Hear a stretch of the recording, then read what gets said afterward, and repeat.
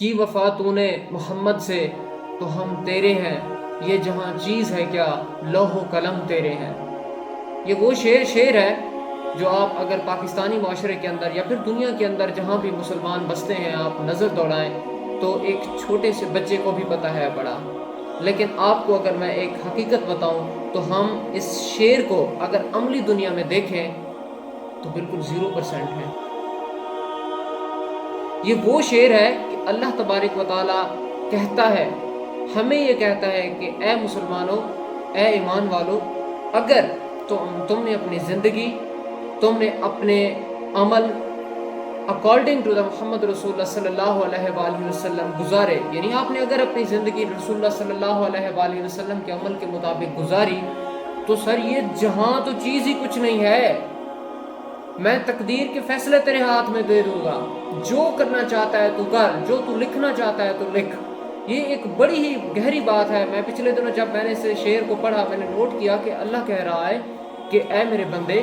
اگر تو نے اپنی زندگی نبی علیہ الصلوۃ والسلام کے احکامات کے مطابق گزاری تو یہ جو تقدیر جس سے تم ڈرتے ہو، جس کا تمہیں کوئی پتہ نہیں ہے کہ میری زندگی کے اندر، میرے مقدر کے اندر کیا لکھا گیا ہے، وہی قلم میں تمہارے ہاتھ میں تھما دوں گا، لکھ جو کچھ تو لکھنا چاہتا ہے لکھ،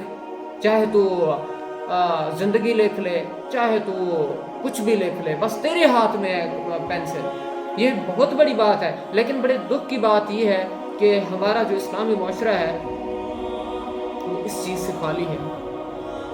ہم نے یہ کبھی بھی نہیں سوچا کہ ہم نے اپنی زندگی جو ہے رسول اللہ صلی اللہ علیہ وآلہ وسلم کے احکامات اور تعلیمات کے مطابق گزارنا ہے، کیونکہ ہم یار یہ حقیقت بات ہے، ہم صرف نام کے مسلمان ہیں، ہمارے اندر کوئی مسلمانیت نہیں ہے۔ اگر یہ یقین کریں اگر ہم اپنے پیروں پر ٹھیک ہوتے تو